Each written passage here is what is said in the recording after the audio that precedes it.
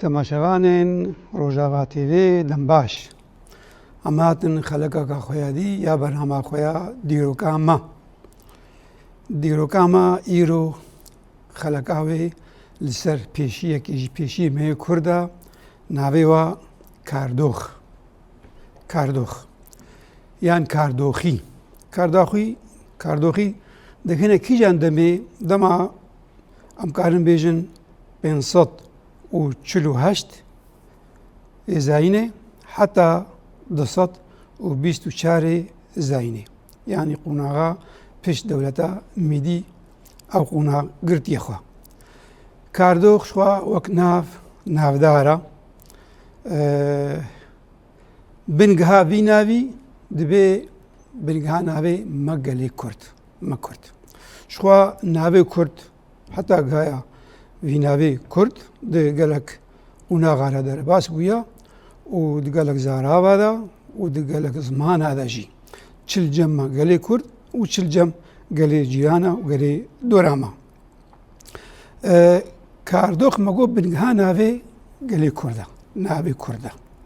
خا یان خی کاردۆخی ئەوژی پاسگرەک بوو ji زاراوێ بافکەی مەیە کورد بتایبەت دەما بافکەی مەی پەهلەوانی ئەو خی وەکە جی یان جانبێ جەم سۆمەریا دگو گی یانی جه لێ پێ هاتە گرێدان مناوێ کوردۆڤە یان مناوێ کوردڤە ئەم ناوێها چارچۆڤەیەک یان ڕۆبارێک ئاڕنیگاری مەزن گرتیەخوا جەم مڵەتە مەگۆ چەند ناوە هاتیە ناسکردن میناک دیرۆکناسێکی جوهایە ناوینا جوزێف فلاڤینە دەبێژێ حتا جیایێ جوودیێنها ئەم ژێر بن جوودی دەبێ ئەو ناو جیایە کوردایایە بوو کوردایایە دەبێژێ ئەو جیایە جوودی وەختێک گۆ ئەموانە سەر نەخش مەیزێنن نها جەمە سەر جەزیرە بۆتانڕە ناوینە جیای جوودیە لێ ڕاستیا خۆدا چه جیای باکوورێ کوردستانی یەگونها ئەمژێر بن تۆڕۆسێ خوار و تۆڕۆسێ بانی ji ciyayê ئەمانۆسێ حتا ciyayê ئاگری و حتا ciyayê cûdî yê ژیانە ئاگری ژێر بن ئارارات ئەv navê vî ciyayî sihê navê me gelê kurd lêbû ew cûzê favîlî ew ê cihûd bêje navê wê devera ciyayî navê kurdayaya bû kurdayaya wekî Tirkê ev navê kurda di herêma Mezopotamyada şwa em karê bêjin Kurdistan jî dilê Mezopotamyaya Kurdistan xwe di çirxê 11 de destpêkê de nûka navê Kurdistan lêbû lê beriya wêne her devera Kurda û arda Kurda lê dihate navkirin û navê Kurda lê dihate navkirin mînak di Mezopotamya xwe Mezopotamya arnîgarîkeka pir feraha beriya niha jî ma serşîrove kiriye derdora cemê ava mezin û cemê Ferat Diclê û Ferat navêna Mezopotamya ên devera niqaba her du cema de li wê derê gelek cara navê Kurda hatiye bi navkirin di duha şehristaniya de mînak li dema Somerya de dema adid nînarî ra yê padîşahê Lakaşê driver dibêje li wê de deverek hebû xwe em zanin ew jî bavkê me yê Kûtî ne xwe navê Kûtî jî wekin hem axaft em şêrove dikin ji cûdî hatiye digot wê demê digotina devera karda ev xwe nivîsandiye karda divê deverê ev dema adir nîyarî yê Somerî ew Somerî gomago bavkê me yê cûdî ew şehristanî ava kiriye wekî Tirkê got em werin herêma me ya Cezîra Rojavayê Kurdistanê ji Cezîra Rojavayê Kurdistanê heta Cezîra Bota digotina wê deverê jî karda bi sê cihat digotinê karda li devera Cezîra ma ya got niha em lê jiyan dikin û devera biriya wanê biniya gola wanê digotinê karda û ji xwe ferhinga mu'cem il buldan da dibêjî کاردا ناوێ چ بوو کاردا ناوێ میرەشینەکەی بوو لە شنگالێ شنگالێ پایتەختاوێ ناو ئەف کەنگی بوو یا شنگالێ نزیکە هەزاری حتا 10,000 ئەف کاردا شنگالێ بوو پایتەختاوێنا شنگال بوو ناوێ میرەشینێ کاردا بوو وشخوا مەگوڵ بنیاوانێژی دگوتنێ کاردا وەکی ترکێژی سپایزر مەگوڵ درایڤر سێدنی سمێس gelek cerno't vî lihlim her navê Kurd bikar ayna dibêjin dibê car navî Kurdaka Pirtûka Mihemedê Mîzekî bi hûrbînî payatî Kurdaka Kurdaxa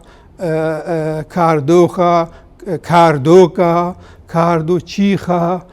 ji xwe saha Pirtûka pîroz da ya İncîlê da navê Kurda bi çi navdikin dîsa wextê dibê gemiya Pêxember Nuh li ser çiyayê ve ji nabêje Kurd û lê tîpa ka li cem zeravê birayê me yê Ebrî jî yê Siryanî jî Xristiyan taybet katkine qa dibê çiyayê Kurdo û ew çiyayê Kurdo dibê kîjana wekin hama şîrovekî ne çiyayê cûdiyê hat teneya ew çiyayê devera got Kurd lê jiyan dikirin gotin weqa çiyayê Kurd e hingî wat got çiyayê Kurdo wekî tirkî ev navê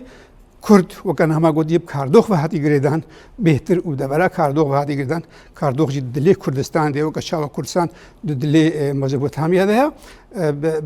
bi herêmê ve hatiye girêdan û we kardoîn jî herêm wek erdîgarî yan kardoîn ew jî bi nava hinekî pêşgir û paşgir bi taybet guhartin pêreçê dibê Cernoz vê hêlim di pirtûka xwe da ya dîroka xoriya û şehristaniya wa da dibêje dibê xorî koka navê ya Xurdî lîm yan Xurdî yanî Kurdî vêce me xeleka beriyan hada ya çawa xorî ser asta Kurdistanê sehê bûn û ew tîpa xa çawa weka û me got navê xorî ji xwe ji rojê hatiye bi navê wa Xurdî bû yani ev xawka niqaba Kurd niqaba kardox niqaba Xurd e û niqaba weke me gotî sah de ya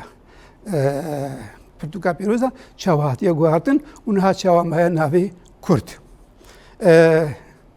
İdrîsî Pirtûka nizhet li Miştaq fî rihlet afaq da ew jî jamêr adnîgarî ye coğrafîya ew jî dibêje dibê navê vê herêmê herêma Mezopotamya cihê Kurda di Mezopotamya navê wê ne Kardo bû wekî tirkê jî Strabon jî lêkolîn vaneka ew jî dîroknaseka arkeoloja Pirtûkeka heye navê adnîgariya Strabon yani kitap coğrafya Strabon ew jî dibêje navê Kurda carê Kardo bû Pirtûka xwe de navê Kardo be vêce ew navên hemû paya kirî bi çi rengî bi rengî ser zarava ser devê milata û ser zaravê me Kurdî dîro hatiye guhartin her paya bûwa Kurd û ew Kurd me got îro bi çi vegirê daye wextê babetê me bi kardox vegirê daye kardox yê me gotî paşmayê bêhtir dewleta Mîdîna di herêma me ya Kurdistanê de ev weka navê kardox me hinekî şîrove kir û koka wê ne û belavkirina hêne ser erda Mezopotamya ya got îro Kurdistan beşek ji wê Mezopotamya ye û ji xwe di dema bavkê me Sasanî de jî gelek şerêwa Romaniya û miletê çêbûne di belgê wa da di destnivîsê wa da taybet Êşabûr dibêje mişer bi Romaniya re kir li devera Kardo yani li welatê Kardo li cihê Kurd e û her zonî jî ew jî payatke dibêje li nav Someriya jî ji xwe me got Somerî cûdî ne û ev navê cûdî jî me got jî hema her bi Kotî vegirî wekin hema gotî bi çiyayê cûdî ve bi Kurda vegirî ya dibê navê we Karda bû yan Kardak قالك لكوليفانا والكولوجا هر ابناوي هشوبانديا وديرو كابينا ضراي هبون ذا بيا كرنا ابوكا ناف قالوا جه كاردوخ تایبەت کاردۆخ یو بێتر ناوێ کاردۆخ پێ بەگریدایی و یە گۆژوارە گوتن کاردۆئین وێجا ئەو جە لکوودەیە و شخوا ناوێ واناژی بەگۆ کوردۆئینە ژێر بن جانە کوردۆیین گەرۆ جهێ کوردۆیینێ لکوودرێ بە تایبەت یعنی ئەو وڵاتی گونها ما بحث کرد و بابەتێ مەلەسەر کاردۆخ لە پرتوگال بنین کوردۆئین جەمی یۆنانیا بێتر بنین کوردۆیین یعنی جهێ کووردا ئەرنیگاریا وێنە شخوا ناف شەهرستانیادا کوردۆیین هەیە ناف شەهرستانیادا و دەردۆرایەنەدا ئەو هەنێکی نەخشەکی ئەو دەولەت و جیرانێ وێنانە کوردۆیین مەگوت کە بێت لێ کوردستانێدا بتایبەت ئالیێ باکوورەی کوردستانی لە بنیا سەرحەتی بێتر البنیا وانێ خۆت بەردەی خواردی حتا شەهرەزوورێ و حتا بەهەدینانێ و حتا جەزیرا بۆتا دگرێ خوا و بە دکشێ دچێ حتا نزیکی شەهرەزوورێ وەکی ئالێ ڕۆهلاجی دچێ حتا ئەبیێ کوردۆئین تەنیا دگێ نزیکی سینۆرێ ڕۆلاتی کوردستانی کوردۆئین ئەوە کوردۆیێنێ مەملەکەت کوردۆیینێ لەسەر نویساندنە ئەوە سینۆرێنە شۆڵبانیێنە حتا ئیرۆژی بدانم بۆ باکووری کوردستانی ئەرمینیایە هینگیژی ئەرمینیا بوو و باژارێ ئەلەزیزێ خارپوتێ ئەڤایە ڕۆژ هەلاتێ ڕۆژ ئاوای وێنایە خارپوتێ وەکی ترکێ ئالیمەیە دیشتە باکووری کوردستانی دەبارە ڕەها دەبارە ئۆرفی ئەو کە بێ ڕۆژ ئاوای وێنادا وشخوا ئالیە خوار ئەشکانی بوون جیان بینەوە پارسی ئەشکانی بوون بە ئالیێ خوارە لێ چژی ئەو ئەشکانیژی ڕاستە ناوێت دەبەرێ کوردۆئینە وەک عەردنیگاری و مڵەتێ دۆرای سعێ کوردۆیان کاردۆخە ئەف پارسی هاجی ئەبێ گونها بژنەوە فارس گەلک دیرۆکناس واش فارسیە جداتکن واتکن ئەشکانی وش ئەو دیرۆکناس بن ئەو ئەشکانیژی شونمایە کوردانە پشتی میدیانە لەورا بێجا ئەو نا و ئەشکانی تێکیلەوە بە هەبرە وەک ماڵباتی بوون ئەمریکا یعنی نایە بەقەتاندن گومبێژن کوردۆئین ژێ ئەشکانیە بەقەتاندیە تەنێ منها نافدا خویاکن وەکی دی هەمە دەبارا کوردۆئینیە عەردنیگاری نەگۆ کوردستانە جهێ کوردۆئین تەنێ یەگوت هاتە نافکردمە ئەو دیار کرد لێ ئەو کوردۆئینژی ئەشکانینە وەکی ترکێ و هەرێما کوردستانی بەلانە و ئەو کوردۆئین ئەو کاردۆخینە ئەو کاردۆخی گونها مە بەحساوا کردی لێ وەک عەردنیگاریە جوغرافی تەنێمە جهێوێ داخویاکردن کاردۆخی مەگۆت کوردن کاگەرۆ پێشیە وا چاوە بوون کە شەهرستانیاوە هەبوو نەبوو ئەم بێژن کوردۆئین وەک دەولەت بسینۆر بەقەتاندی گەلک ئاڵۆزی دوێ خاڵێدا هەیە زەحمەتی تێدا هەیە بەرگو ئەو کوردۆئینژی جانت بوون وەکە میرەشینێکی ساسانیە جان دەبوون وەکە ئەشکانیە میرەکێ وا هەبوون لێ هەمە وەختێ گۆ مەگوت بنگا کاردۆخە مەگۆ ئەمەینا بەردەستخن و مێسەر بە ئاخفن ژوا کوردۆئینە سێ باجارێ سەرەک ژێ چێبوونە کی بێوا باژارە دیارکێ سترابۆن تایبەت دوێ پرتوکا خۆیان هەمە بەحسی کردە پرتوکا عەردنیگاریا سترابۆن جۆغرافیەت سترابۆن بێژێ سێ باژارێ وا هەبوون لەسەر ئاوا مەزن بوون یەک ناوێنە ساریسا بوو و ساتالکا بوو و پناكا نها كلها فنكية كلها فنكي نها قندوارك قندك هي اللي ما بقول مثلا فنكي وكلها بها هي أو شنو هي بنكية هي بنكا هي بابكيم هي كردو إينا وكي تركيجي ديسا درايفر دبيجي أوج بيجي باجاري واي تركيجي هبون يكجوا كاردوخو نافي خو كاردوخو يا تركي كرديخ بو ويا دي تركي تيمورخ بو تيمورخ يعني تي مورخ أب بالكوبن أب الكردو إينيبون وشوا ماغودجي مثلا سروكا أمبيجن وريفا بريه ودسلات داريه هنگي جوانا بچكي آلوزيتي هاي بر هنگي بلغه هات دگوهارتن وهنگي مخابن چاندا سختا پايابوا و دسلات داري ويدا هويه و دولت آواكن هنگي دكنش خوا وهنگي دگوهارن هنكي وندايا ام قال بيجن دسروكي وانا هون بلغه و مدون اسكرنا يك جي ساربيان بو صد بريا زايني دسلات داري كربو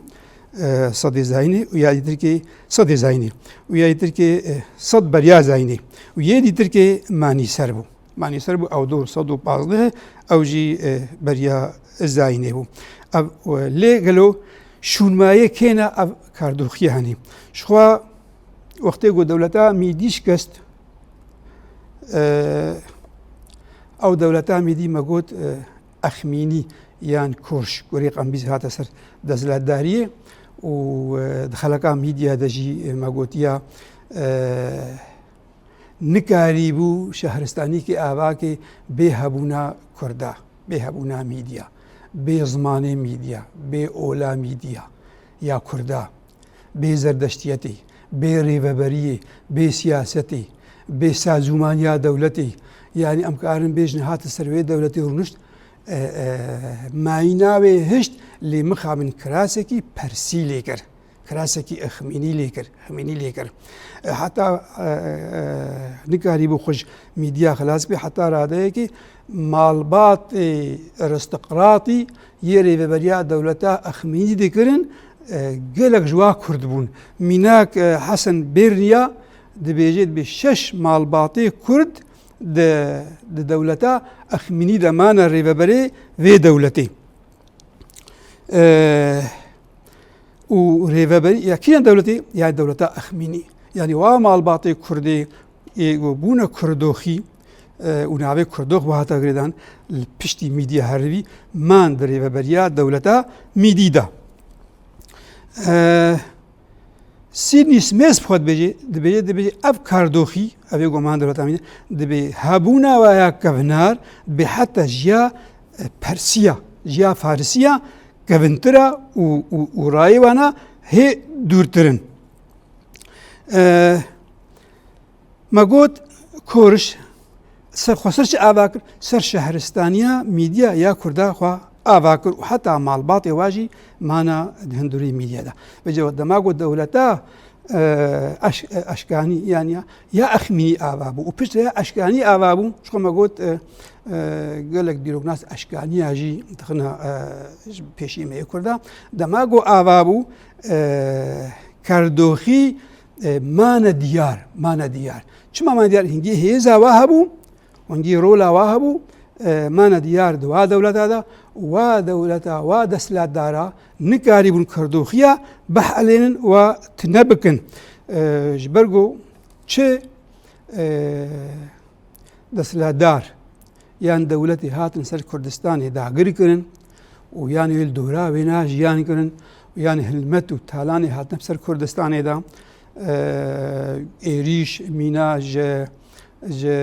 أخمينيا وكما قلتي وأشكانيا وحتى بابكي مي ساسانيجي وحتى براي مي أرميني وقتيقو إيريشي كردستاني كرن وكاردوخي كرن وحتى يوناني وقتي هاتنا كتنا كردستاني ده بسكندري مقدوني بشي اسكندري مقدوني رجي وقتيقو روماني جهاتن وقتيقو بيزنطة جهات هر و كاردوخا كاريا سرخابون أخوا وكسايات أخوا بباريزي هەر نەبوونە پەیوەەر کەسێک هەر نەحاڵانە و گەلێک جارە بوارەکەتنە ململاندنێ و شەڕادەژی لەو ڕاوەیەکی وەختێ گۆ با کاردۆخیە خوا پارستیا و حتا ئێریشی هەلمەتێن عەرەب و مسلمانژی هاتن ئەبا کاردۆخیە کاریە خۆ بپارێزی و لەو ڕاوێجە بنگا با کاردۆخیە پاشمایە با کاردۆخیە ئی دەبوونە میرەکەی مەیە کورد میرەکەی مەیە کورد 23 میرەشی نێمە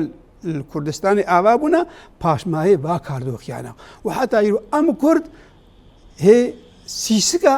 و وڵاتی خۆی کاردۆخینە لەورە با کاردۆخیە کاریە خۆ بپارێزێ و سەرخەبوونا خۆ کەسایەتا خۆ پارێزێ و نەحالانە وەندانابوو و چیژی نەحالا وەندانابوونا بەرخاتێگۆ هێزاوا و چانداوا و ڕۆلاوەیە خوڕتەیە دە ئالیە شەهرستانیدا بەلکی دە ئالیێ سیاسی و ئێریشە و کوشناوادە نەگەلە خورد بوون لێ دە ئالیە شەهرستانیەدا و دە ئالیە چاندێدا هەنگیمانە هەنگی خورد بوون خۆ پارستن وێ خورتبوونایە چاندی ئەف کاردۆخیە پارستن حتا ئەم ئیرۆگانە بێ قوناغا بێ سەردەما نەهادا وەختێگۆ ئەموەرن گەلۆ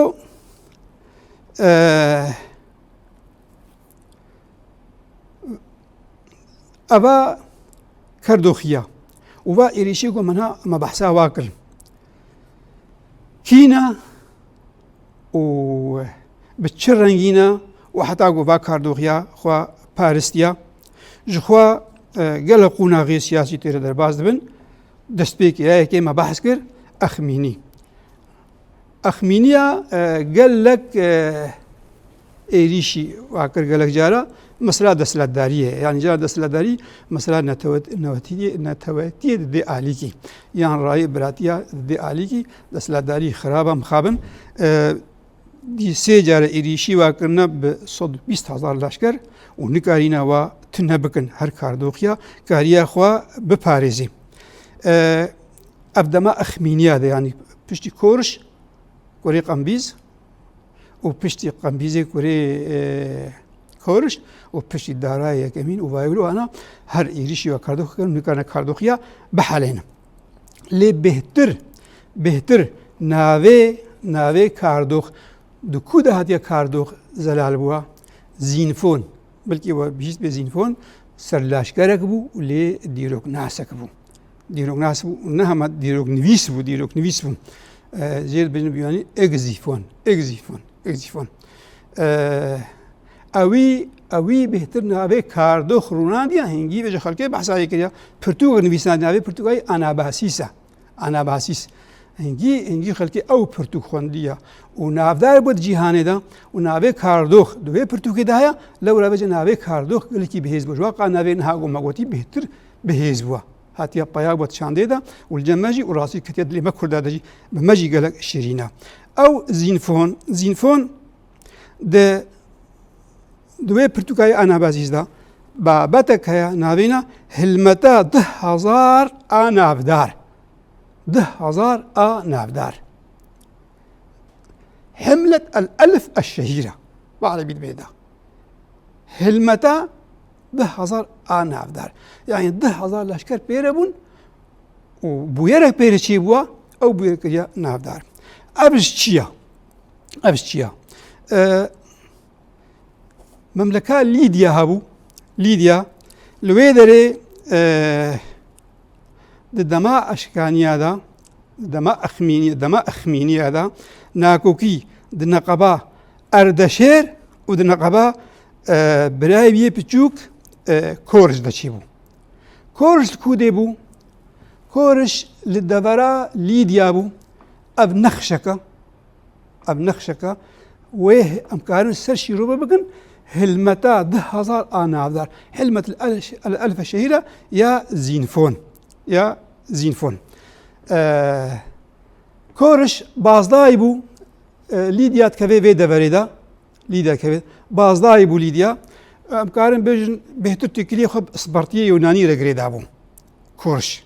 وشعبي الدستلات داري بو وش براي خو بسطيني أردشير بسطيني براي خوي مظلم بسطيني جي اسبارتيا خوشت وآلي بكن ورن دسلات داريا اخمينيا جي اردشير بسطينن رابو ارتيشك بسروكاتيا کالیرۆخۆس پێرە ڕێکردن بکێرە بە کۆرشرا ئەو هلمەت دیزیکی 3,000 بوو 3,000 لەشکەر بوو پێرە لیدیا هاتن شەرێ ئەردەشێر بکن هاتن حتا نێزیکی پایتەختە میدیا حتا نێزیکی ئەکپاتانە بیونانی بن ئەکپاتانە لێ بوو کوردی هەمەزانە یانجە هەمەزان ناوێ هەمەدانە لێ شەر نەلور چێ بوو شەر لە کودێ چێ بوو شەرێ هەری مەزن جەنگە هەری مەزن لێ vê de çêbû lêzîkî başûrê Mezopotamiya nihan benî başûr Iraqê ser Babilê re li vê de çêbû li kona kisa ew xwe tîpa eksa belkî Yunanî bêjin konaxa belkî lê di belgada navê konaksa ye li vê derê artêşa Korş şikest ser destê Ardeşêr ser destê Birayîna û Kalîrîxos birîndar bû bi kotek xwe cengêre giha heta Şehrazûrê xwe xilas kir cihêwî kê girt cihêwîna Zînfon keta serkêşiya wê leşkerê de Zînfon wê çike nemakare şer berdewam bike rabû revî cengê revî wextê got revî ev xeta reva wînaya wextê got revî ji konana ku deverê re hat di devera meya başûrê Kurdistanê re hat divê deverê hat ev bêne Asîriya ev herêma Adyabîn herêma Hewlêra navê hingî Asîriya û romanekirê Asîriya yani Axoriya di rolatî Hewlêr re xwe hilda banî û di deverên Behdînanê re duwa newala re bi 10,000 leşkerî pêre mabûn ji koka sihî mabûn 10,000 yê Erdeşêr 40,000 bû çare jê kirin ma 10,000 û ew 10,000 revî hate kûdê we dema got hat miletek hete pêşiya wîna da miletek hete pêşiyê da wî miletî berxwe xist şerê wî nakir Zînfon ser dinivîze bê ew milet bi gotina kardoxî wecet pirtûka xwe da dibêje gihama deverekê digot cezîreta Kardo yani cezîreta Kardo ku dibêje ev jî belgeka 401 beriya zayînê cezîreta Kardo cezîra Botan hî cezîreta Kurda bû navê de bezgihama wê deverê û miletek êrişî mikir duwa niqaba wa çiya da duwa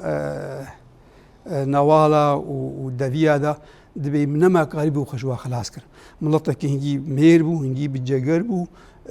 bilind bû zendûbendî wî hebûn dibê tîr û kevan ware bûn kevana wa 4 mitra bû dibê tîra wa mitrek û nîv bû bê ew kevana xwe lingê xwe çapê danî ser keviyayê ne û dihildan û tavêt nema û me nemakarî bûm xwe ji we xilas bikin em anîne qaqa reş em tar û mar kin komkujî me çêkirin bê heta me xwe ji we xilas kir bi çenda bi hezaran me hate kuştin tarî me xwe li herêma Trabzûnê girt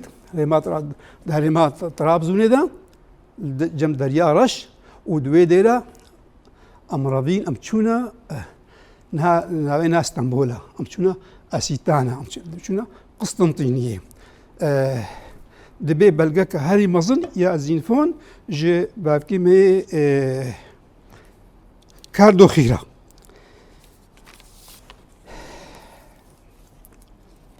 şwa em zanin got Skenderê Meqdûnî jî ketibû wê herêmê de lê piştî Skenderê Meqdûnî 333 em qonaxê dîrokê dine xuya kirin serleşkerekî ya bû digotin Selûq Silvûk nivîsandin berenga dinivîsê evî jî herêma me ya Kurdistanê piştî wîna ya Kardoxê ma destî wîna da lê dîsa Kardoxiya li ber wî jî li ber xwe xist 323 Selûqis nikarî bi wa ser nimiz bikî di dema wîna de jî li ber xwe dixistin di dema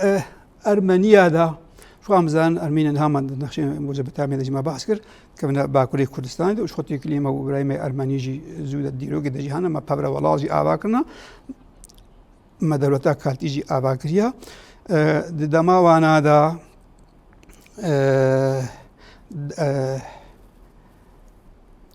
تيجران هاو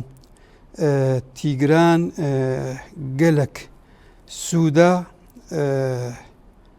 جملاتي كرد قلت أو يجي إيريش تكرن قلكي أو يجي أنا أرمنيا آلي تكر و شو ده ملاتي كرد تكر ملاتي كرد كيد بيجي سترابون بيجي و بلوترخس دبيجن دبي تيجراني أرمني قلك سودا جي زانستا الجم كرد أقرد برنجي زانستي تبدا بتايبت بيشا مهنة واندزياري و بيكر سازي و بآوائي خوا برانيا آوايا لأرمينيا بوا اندزياري كاردوخي آوات كن برنجم خوا و جانا تيجران جي دور صدو حفتي بينجا دور صدو شيستو بينجا او جي كتيا كردستاني دا بيويجي اندزيار بخورا برن الجم خوا قال السودان مازن جوانا قرت صدو نوت بريا زايني ديسا رولكا كاردوخيا چي بوا دي جنگا كيدا صدو نوت بريا زايني دي نقابة يونانيا بخودا شر چي بويا دوی چاخیدا لدوران مانیسیا زیر دبیجن دیرو کده مغنیزا من مغنیزا لنها دیرو کده نبی بوا مانیسا مغنیزا نها مقود کبی دورا لیدیا دا لیدیا الکو دریا نزیکی دریا مرمرایا الآلی وقمنها بیجن کبی روجاوای ترکیه دا لوی داری ديسا كردوخيا ب100,000 سوار آري كيكريا بهزار سواري آري أنتيوخس كريا آري أنتيوخس كريا دجي رومانيا لي أنتيوخس دوي شريدا شكست جهة مغنيزيا يعني هاجي بجن مانيسا يعني تايبت ميسيا داينا ميسيا نابتي غوارتن ديرو كده ما قلت دولتا ليديا دابو الفيدري كاردوخيا بهزار سواري آري أنتيوخس كريا لدجي رومانيا لأنتيوخس يوناني بو أنتيوخس شكست لو رفج أمكارن بيجن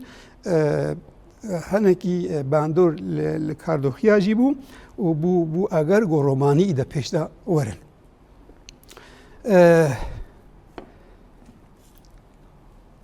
بلوت رخص ده فرتوكا خويا سير المقارنة أوجي دوباتكي أوجي أسهيدكي مسألة رومانيا ومسألة أرمنيا ومسألة كاردوخ أو بيجي ديكران بصدو بيستادا تايبت صدو بيستادا دبي پادشاهكي كردوين نبي سربيان بو دبي شكاند شردا وهري ما كردوين خسته بندستي خدا وسربيان بيشروشو ونضابو ادبي بلكي خل رومانيا قرتبي لي دما رومادا بسركيشيا لوكولوس وقتيغو بسركتن تشكرن او زاربيون هات او سربيان هات خوياكرن آري واكر دجي ديكران أرمني لديكران بيجا تشكر تولا خوا جمالا وي زاروكي وينا هلاند وجويجي هلاند وأوجي كشت دماغو أو كشت لوكولوس تشكر شاهيكا كهاري مظن نشاهي وك آهنك يعني سرساغي عزاك هاري مظن جي سربيان را تشيكر جبوي خاطر نرخي بدي خوياكر لي بشت وقتي رومانيا شري ارمنيا كر قريب كردو إني جوا رزقار بندور شيست بريا زاينه قريب جوا رزقار بكن وجدسي ارمنيا دريخن لي بيت هاي من ملاندن كتنقبا رومانيا ونقبا اشكانيا دا دور سو ششي زاينه اشكانيا قريب كردو إني جي رومانيا بسطين ومين دستي أشكانيا دا عێریشەکە دیژی بەسەر کاردۆخیا داهاتیە ji miletê herêmê heta nihana miletê Laz û miletê Kerç. Miletê Kerç êrişeke herî dijwar bû. Kardoxiya li ber xwe xist, ne eşkaniya arî kir û ne romaniya arî kir. Kardoxiya bi tena xwe li ber xwe xistin û karî bûn wê êrişê bişkênin û tê de bi ser bikevin. Wextê ku em werna têkiliya wa niha mîreşînek heye padîşahgereka memleketeka heya navê Adyabîn e. Adyabîn. Belkî temaşevan nama guhdar nama Adyabîn bîst bin. Adyabîn navdar e lêkolîn bikê. Adyabîn jî paytexta wê Hewlêrê bû. Dor hema bikên bêjin destpêka zayînê heta namsimana ev mîreşîna Adyabîn maya. Yani dor 600 salî maya. Paytexta wê Hewlêr û Duhok, Zaxo, bi herêma Behdînanê heta nêzîkî Cezîra Bota ev Adyabîn dor de jiyan dikir. û Adyabîn jî mîrekê wê û padîşahê wê jî hebûn yek ji wana îzatîs bû. Yê dîtirkê baz namobaz bû, baz namobaz nabe xwe jî Kurdiya. Yê dîtirkê Narsayî bû û yê dîtirkê Şah Arat bû. Çar padîşah me ji we re lêkolî kirin pederxistina. Lê ji xwe wextê gotu çê dîroka mixabin ya dagirkera mêzênê sextekariyê paya dikin. Heta ji watê rayê Kurdiyê de ji Adyabînê qut dikin. Wat dikina Romanî, wat dikina Siryanî. Siryanî ji nava dabûn û Romanî jî ketine nav da dagirkirin. Ola wê dikine ola Cihûtî, Cihûtî ji nava da hebûn. Xristiyanî ji nava da hebûn. Her bi demê re çiqa ola hatiye û desla hatina ola hatiye ku hatin ola xwe ferz kirina ji ber Xristiyanî bi Romaniya re hat û ji xwe Cihûtî li hundirê Kurdistanê de çêbûbûn. Lê ew bixwe Kurdin ji Kurdê arîna em karin bêjin Sîtîn e. Sîtî jî arî bûn. Bi demê re bûne Kurdê herî zelal û ola wa jî zerdeştî bû. Ola wa zerdeştî bû, bawerî bi zerdeştiyê tê tanîn. Lê me got cana Cihûtî ketiye nava da Êzîdî bûn. Adyabîn mîreşîneka me ya herî navdar e. Wê Adyabînê karî bû gotêkiliya bi kurdoînê re yanî kurdaxiya re veke û karî bû carna wa jî destê eşkaniya rizgar bike. Lê Romanî piştî hêza wa ya herî xwert hatin mixabin di dema Trayan re hene canan bêje Tracan. Ev Trayanî hêzeke herî mezin di derya Spî re anî Rojavayê Kurdistanê re di Efrînê re di Cezîra me re derbas bû û xwe em zanin ku Adyabîn nêzîkî me ya li rojhilatê me ya li herêma me heta Zaxo jî Adyabîn bû. Êrişî Adyabîn kir û Adyabîn dagir kir. Dema ku dagir kir ola Xristiyanî lê paya kir. Lê paya kir. Lê wilo jî her Adyabîn û her kurdoînê û kardoxiyê li ber xwe xist û karî bûn got xwe biparêzin û ji xwe wextê got em behsa Adyabîn dikin wê behsa Adyabîn wê baş bê ku hinekî nixşê wê jî nas bikin. Adyabîn niha gor devkî min ji we re cihê wê da naskirin belkî hûn bînin. Adyabîn e. Adyabîn. Eva baniyê kurdoîn e. Hûn di şaşê de bînin. Bakurê kurdoîn e binyayê Adyabîn e ji xwe ev herêma paytexta Hewlêr e û pişt vegorê Kerkûkê wa da û me got ev Adyabîna henê di dema Romaniya de wextê got Trayan dagir kir navê kira Asîrya. Navê kira Asîrya. Xwe ev Asîrya jî rayê herî xurt e. Dîroknas lêkolîn Asûrya ye. Asûrya yanî Axûrya ye. Yanî Ahorya ye. معنا حتى أب هور لجم يونانيا بو حور بو حورس جانا بو خورس بو خداوندكي وعراجي يعني هر أبنا ميزوبوتاميا كردستاني بلافو وحتى الجم يونانيجي باندور ليبو تيبا ها وخا وكا وسا حموتي وهاتن ناوينا رومانيا كربو آسيريا أب أديابينا ما قلت لجيكا 600 صالي ما حتى كنجي ما حتى مسلمانتي هاتن وجوختيكو ارتشا مسلمانتي هات ساسانيش كاندن ودبر رومانيش كستن دوي شاخي دجي هريم سعيكتا دستي ولايمي عرب ده يجو بولا مسلمانتي هاتن ونافي مسلمانتي و اب اديابينا هنيجي اوك اول هاتاغو هاتن وك چاند هاتاغو هاتن امكارن بيجا نافينا جبويا راجي وندابو لي اب خوجي ميرشينكا كردا دكفيد لي كردستان ده وبنرخى الجم ما والجم بابكي ما يكرد والبرج فاكاما نخاسم كسيمي وإيرو الديروكا خود وغري وفيج فاكا خو أناستكي هيجانو ببي قباري ببي حجمي